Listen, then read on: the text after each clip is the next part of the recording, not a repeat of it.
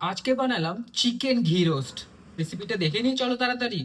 এরম একটা সানডেতে না খুব চটপটা বাট ইজি এট কিছু খেতে ইচ্ছা করছিল। সো বানিয়ে ফেললাম ঘি রোস্ট চিকেন। তেমন কিছুই তামঝাম নেই একেবারেই। প্রথমেই 1 কেজি মতন চিকেন ভালো করে ধুয়ে নুন আর ফেটিয়ে রাখা টক দই দিয়ে ম্যারিনেট করে ওই ঘন্টাখানেক মতন রেখে দিলাম।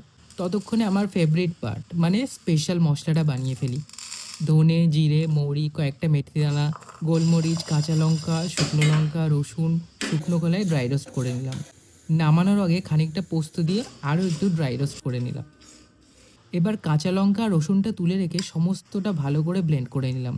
মিহি হয়ে একদম গুঁড়ো হয়ে গেলে কাঁচা লঙ্কা, রসুন, কাজু, কাশ্মীরি লঙ্কা আর একটা পাতিলেবুর রস দিয়ে সমস্তটা আরও একবার খুব ভালো করে ব্লেন্ড করে নিলাম। মশলা বানানো কমপ্লিট।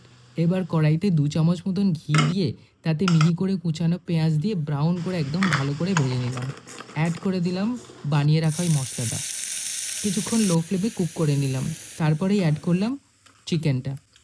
এবার কোনো একদম এক্সট্রা অ্যাডেড জল ছাড়া চিকেনটা লো ফ্লেমে ঢেকে ঢেকে খুব ভালো করে কুক করতে হবে। একদম সেদ্ধ হয়ে গেলে নামানোর আগে সামান্য চিনি আর কারি পাতা অ্যাড করে দিলাম। একটুখানি নাড়াচাড়া করে নিলে রেডি ঘি রোস্ট চিকেন।